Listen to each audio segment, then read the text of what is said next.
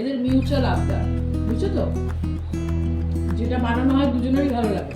করিনি, আমি আসি ভেতরে, তারপরে তো শ্যুট করবো বলো তো। আর বাচ্চাদের মতন এমন করে না। আর আমি দেখাচ্ছি।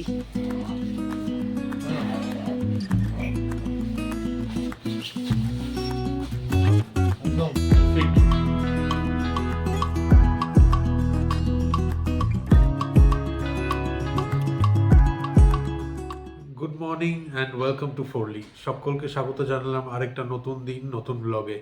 আশা করি তোমরা সবাই খুব ভালো রয়েছো, আমরাও ভালো আছি। আজ বুধবার, কাল যেমনটা বলেছিলাম যে বেবোর আজ আর কাল স্টাডি হলিডে দিয়েছে, যেহেতু শুক্রবার ওর ম্যাথস পরীক্ষা। কালকে বেবো মোটামুটি রাত্রির 2-2:30 অবধি ম্যাথস প্র্যাকটিস করে তারপর শুতে গেছে। সেই জন্যে আজ ভোর ভোর আর ওকে ডাকিনি, ও এখনও ঘুমাচ্ছে।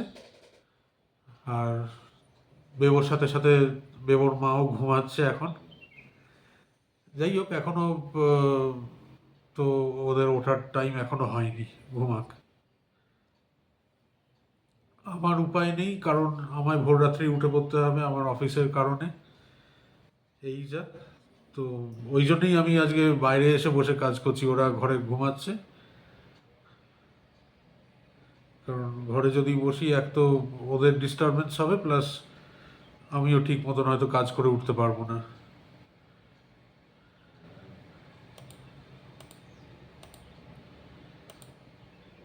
আজকে দিনের শুরুটাই হয়েছে একটা দরকারি মিটিং দিয়ে, ওই জন্যে আর ভোর রাত্রে উঠে তাড়াহুড়ো করতে গিয়ে আর তোমাদেরকে গুড মর্নিং বলে উঠতে পারিনি। কিছু মনে করো না। তাই এখন একটু খালি রয়েছি বলে ভাবলাম যে না, তোমাদেরকে আগে অন্তত গুড মর্নিংটা বলে দিই। তারপর বেবো শর্মিষ্ঠা উঠলে বাকি যা যা হচ্ছে সেগুলো তো তোমাদের সামনে তুলে ধরবই। এই যে আবার চিকেন এনে নিয়েছি। আজকে ওনাদের বেবোর ছুটি, সেই জন্যে চিকেন কাবাব আর তার সাথে রাসাম খাবে। এই চিকেন এনে নিয়েছি, এবার চিকেনটাকে ধুয়ে ম্যারিনেট করব। আগে ধুয়ে নিই, ধোয়াটা আর কি দেখাবো বলো তো, চিকেন ধোয়া। সেই জন্য ওটাকে ম্যারিনেট করব যখন, তখন বরঞ্চ শেয়ার করবো, কেমন? একটু ধুয়ে নিই চটপট করে। নুন দিলাম, জিঞ্জার গার্লিক পেস্ট দিলাম, মানে আদা রসুন বাটা।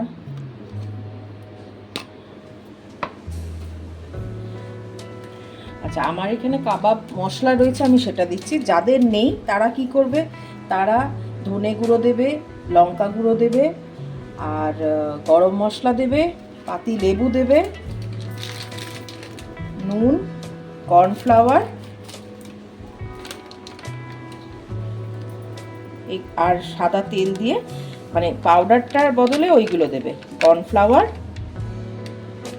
জিরে গুঁড়ো সামান্য, ধনে গুঁড়ো একটু বেশি, লঙ্কার গুঁড়ো সামান্য, হলুদ গুঁড়ো, কাশ্মীরি লঙ্কার গুঁড়োও দিতে পারো, রঙটা ভালো হবে, আর পাতিলেবু।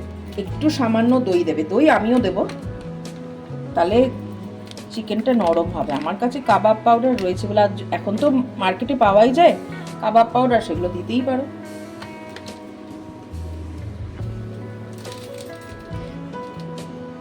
এই কাবাব পাউডারটা দিলাম, এরপরে একটু লঙ্কার গুঁড়ো দেব, আর একটু টক দই আর সাদা তেল দিয়ে। এই পাউডারটা আমাদের এখানে পাওয়া যায় ব্যাঙ্গালোরে, এটাই আনি। তেজু বলে একটা কোম্পানি আছে লোকাল এখানে, মানে ব্যাঙ্গালোরে, কর্ণাটকার, ওটাই দিই, ভালো হয় খেতে। ওটা দিয়ে দিলাম। আচ্ছা, আর একটুখানি লঙ্কা গুঁড়ো,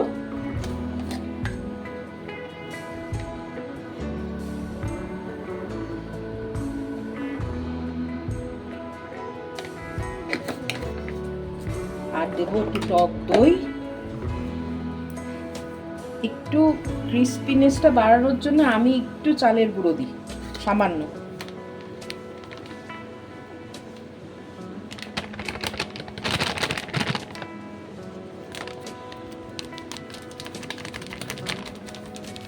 একটু মুচমুচে মুচমুচে হবে।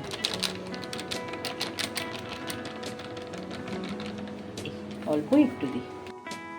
এই যে দেখো টক দই দিয়ে দিয়েছি।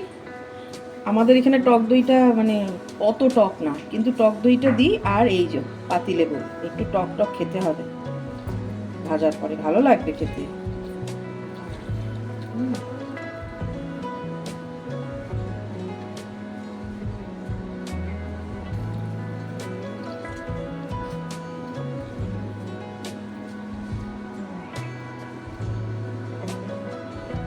আচ্ছা, এই হয়ে গেল।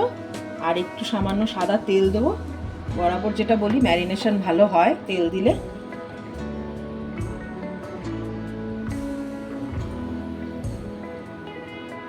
এবারে ভালো করে মেখে এখন এটাকে রেখে দেবো আধা ঘন্টা। ততক্ষণে রাসামটা করব। রাসাম যখন করব তখন আবার শেয়ার করব। এ দেখো, প্রথমে না একটা প্রিপারেশন করতে হবে, সেটাতে হচ্ছে একটুখানি জল নিয়ে আর তার মধ্যে সামান্য একটুখানি তেঁতুল দিয়েছি।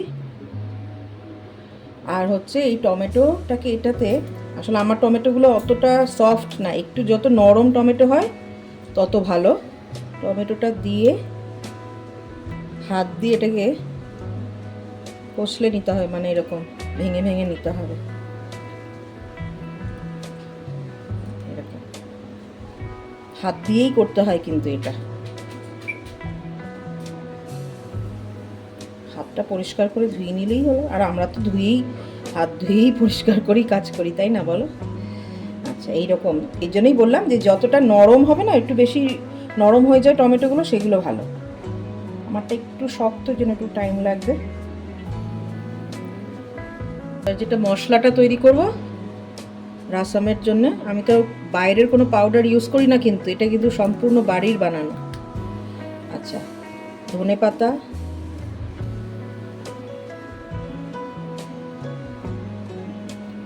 রসুন,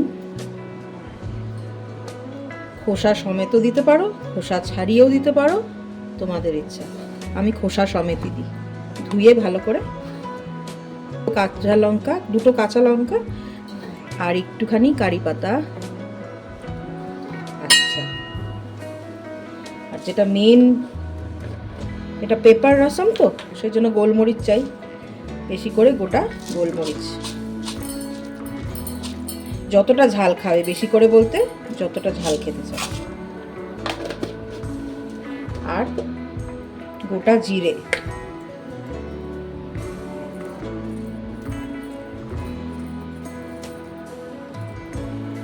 এবার এটাকে একটুখানি মিক্সিতে মানে ঘুরিয়ে নেবো।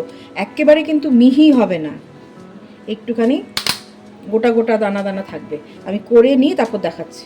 এই দেখো, এরকম হবে, একটুখানি গোটা গোটা থাকবে কিন্তু। হ্যাঁ, এইবারে যেটাই বানাবো ওটা ডাইরেক্টলি এরকম বাটিতে, এই যে বাটিটা বসিয়েছি স্টিলের, এতেই বানাবো। ওটা দেখাবো পুরোটা, দাঁড়াও। আচ্ছা, এইদিকে দেখিয়ে দিই, টমেটোর ভেতরে যে একটুখানি তেঁতুল দিয়েছিলাম, ওটা কিন্তু দানা ছাড়া, সেই জন্য টমেটোর সঙ্গে ওটাকে একেবারে চটকে নিয়েছি। তেল দিয়ে দিয়েছি, এবার দেবো সর্ষে।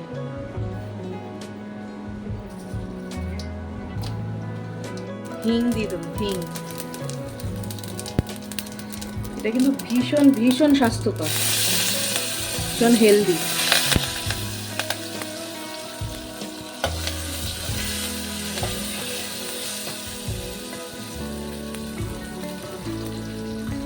এই যে মশলাটা বানিয়েছিলাম এর মধ্যেই দিয়ে দেবো।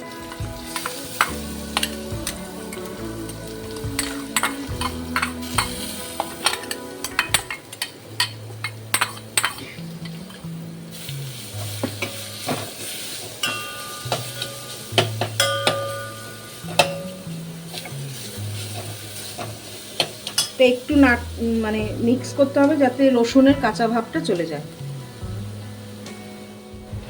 সামান্য একটুখানি হলুদ গুঁড়ো দিয়ে দেব।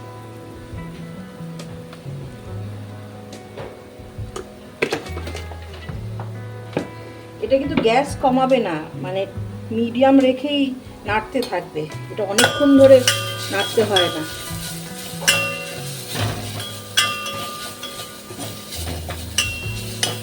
এইবারে এই যে টমেটোর এটা যে বানিয়েছিল জলটা, ওকে দিয়ে দাও। আরো জল দিতে হবে। আরও জল। এটা কিন্তু একদম পাতলা জলের মতনই হয়, যার জন্যই তো এটা ভীষণ ভালো তোমার হজম টজম করানোর জন্যে।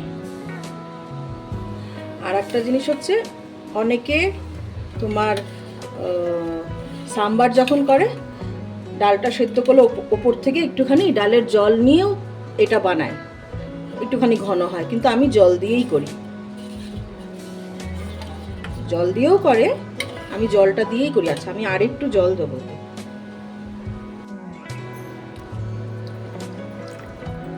কারণ এটা ফুটবে, এটা যত ফুটবে তত এর টেস্ট বাড়বে। এটাকে বসিয়ে রাখতে হবে বাবা, ঝাঁঝে কাশি এসে গেল। এবারে প্রথমে একটু নুন দিয়ে দেবো, ফুটবার পরে যদি মনে করি যে একটু নুন লাগবে তখন আবার আরেকটু মিক্স করে দেবো।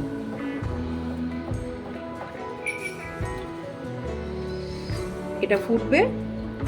আর যদি মনে করো যে গোলমরিচ আর একটু দিয়ে, তাহলে গোলমরিচের পাউডার থাকলেও এর মধ্যে দিয়ে দিতে পারো, কোনো অসুবিধা নেই। কিন্তু লাল লঙ্কা নয়, আমি লাল লঙ্কা মানে গুঁড়ো লঙ্কা টঙ্কা দিই না। কিন্তু এটা এখন ফুটবে, টমেটোগুলো একদম সফট হয়ে যাবে তখন। এখন হতে থাক। ফুটতে ফুটতে কতটুকু হয়ে গেছে দেখেছো? এরকম কালচে কালচেই কিন্তু দেখতে হবে, কারণ এটা পেপার রাসাম, এরকম জল জলেই হবে। ব্যাস হয়ে গেছে, নামিয়ে নেবো। এবারে পকোড়াগুলো ভেজে নেবো। ভাতও হয়ে গেছে আমার ওদিকে। আমি স্নান করে বেরিয়ে দেখছি যে সৌরভ বাসন মেজে রেখেছে। মানে বাসন মানে এই রান্না করতে গেলে তো একটু একটু বাসন থাকে। আর তোমার এটা একটু তেঁতুলটা ফেলে দিই, ওই ব্রেকফাস্ট করছে, এগুলো সব মেজে রেখেছে জানো। আমি ভীষণই রাগারাগি করছি, আমি একেবারেই পছন্দ করি না। করা ভালো, হেল্প করবে সব ঠিক আছে, কিন্তু আমার ঠিক পছন্দ হয় না। নিজে তো কাজ করছেই সকাল থেকে, আবার কি। আর করে ফেলেছে, তবু আমি চেল্লামিল্লি করছিলাম, তারপরেই কাজ করছে বলে চুপ করে গেছি। যাই হোক, এটা হয়ে গেছে। এবারে পাকোড়াগুলো ভাজবো। পাকোড়াগুলো এখন ভাজবো। আচ্ছা, যখন ম্যারিনেট করেছিলাম না, ম্যারিনেশনের সময় লাস্টে হয়তো খেয়াল করছে না বলেছি কি না, ডিম ফাটিয়ে দিয়েছিলাম কিন্তু, ঠিক আছে।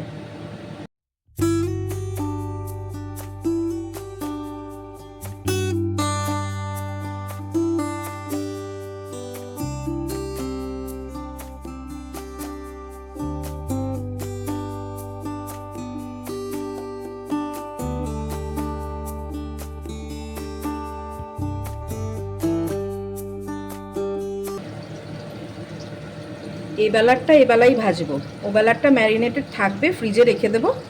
খাওয়ার আগে ভাজবো, কারণ এগুলো একটু গরম গরমই খেতে হয়, ঠান্ডা হয়ে গেলে ভাল লাগবে না। আচ্ছা, মিডিয়াম ফ্লেমে আগে ভাজবো যাতে চিকেনগুলো সেদ্ধ হয়ে যায়। লাস্টে গিয়ে গ্যাসের ফ্লেমটা বাড়িয়ে দেবো। ভাজা হয়ে গেছে, এবারে তুলে নিচ্ছি।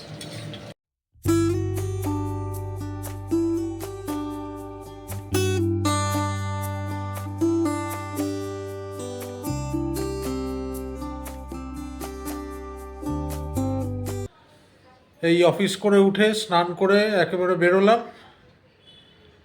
আর বেরিয়ে দেখি শর্মিষ্ঠার রান্না হয়ে গেছে। বেবো এদিকে ঠাকুর পুজো দিয়ে দিচ্ছে। ও এটা হয়ে গেলেই তারপর আমরা খেতে বসে যাব। রাসাম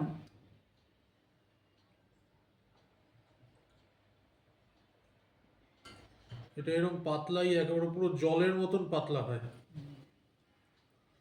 খুব ভালো গো, খুব ভালো খাবার। জ্বর হলে ডাক্তাররাই বলে গরম ভাত রসম খেতে। পেট খারাপ বা সর্দি হয়েছে, খুব সর্দি, পেপার রসম একদম মানে মোক্ষম। এক গ্লাস নিয়ে ঢকঢক করে গরম গরম খাও, স্যুপের মতন। গলায় যে আরাম পাবে না।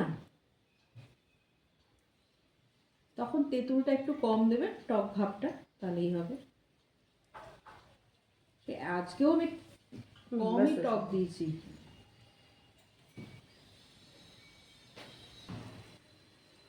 এটা আরেকটা প্লাস পয়েন্ট হচ্ছে, খাওয়ার হজম করিয়ে দেয়।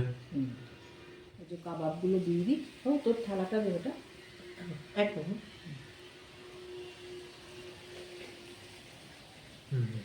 ঠিক আছে, নুন টুন ঠিক আছে। No.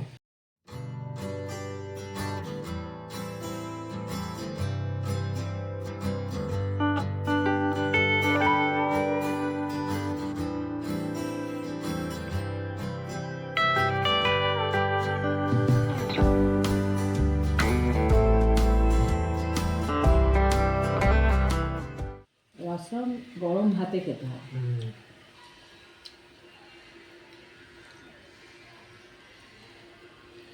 গোলমরিচের গোলমরিচের সত্যি আমি ওটাই বলতে যাচ্ছিলাম যে গোলমরিচের ফ্লেভারটা দারুণ বেরিয়েছে। খাওয়ার প্রায় শেষের পথে, আজকের খাওয়াটাও দারুণ জমলো। তবে আজকের আবদারটা কিন্তু আমার না, আজকের আবদারটা এই যে আজকে যেহেতু স্টাডি হলিডে বাড়িতে রয়েছে, ওই জন্যে শোনো, এদের মিউচুয়াল আবদার, বুঝছো তো? যেটা বানানো হয় দুজনেরই ভালো লাগে। ওর আবদার এর আবদার বলে কোনো কথা নেই, দুজনে সলা পরামর্শ করেই তবেই করে। এসব আমার জানা হয়ে গেছে। বেবু এখন বড় হয়ে গেছে তো,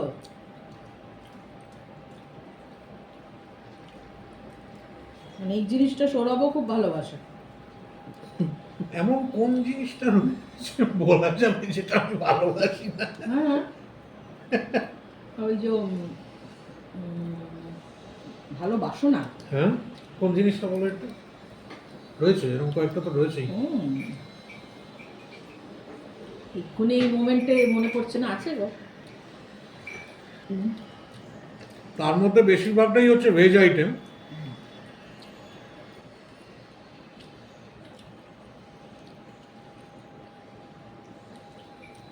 লাউ ভালোবাসি না অত। লাউ চিংড়ি সেটা খাবো।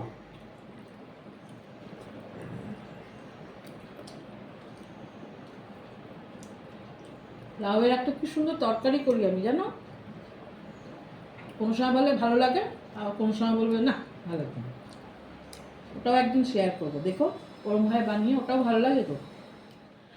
সৌরভদের অফিস থেকে মানে ওদের যে ডিপার্টমেন্ট সেখানে তোমার উইন্টার এখন স্টার্ট হচ্ছে বলে ওদের সব উইন্টার স্টাফ দেয়া হচ্ছে। তো দুটো জিনিস আসার কথা, মানে দুটো জিনিসই পাবে উইন্টারের জন্যে। একটা এসেছে আজকে, সে এতটাই ওভার এক্সাইটেড, ওপরে মানে কোনটা এসেছে দেখবার জন্যে ওপরের কাভারটাই খুলে নিচ্ছে। আমি বললাম পুরোটা খুলো না, দাঁড়াও, ওটারও একটা শ্যুট করি, সবাই দেখুক জানুক। সে একবার বাচ্চার মতন যা করছিল না, তখন আমি পাঠিয়েছে। আচ্ছা জ্যাকেট উইন্ডচিটার এসছে, আচ্ছা সেটা দেখ। আমি তখন পড়াচ্ছি, দাঁড়াও আমি তখন পড়াচ্ছি, সেই জন্য মানে ওপরে কাভারটা আমি বললাম আমি পড়িনি, আমি আসি ভেতরে তারপরে তো শ্যুট করবো, বলো তো। আর বাচ্চাদের মতন এমন করে না। আর আমি দেখাচ্ছি, এই যে উইন্ডচিটার এসছে, কোম্পানির লোগো দেওয়া।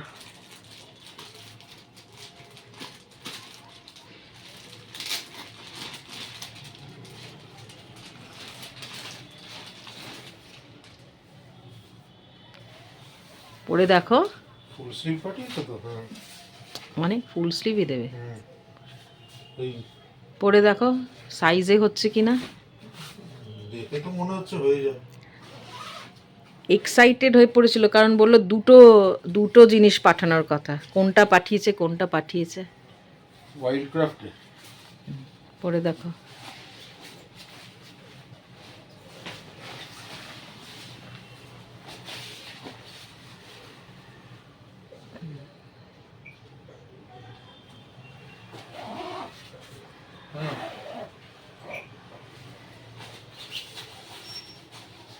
একদম ফিট, সুন্দর লাগছে। এগুলো একটু জামার ওপরে পরবো তো এগুলো।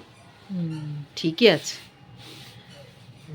হ্যাঁ ঠিক আছে, ভাল লাগছে।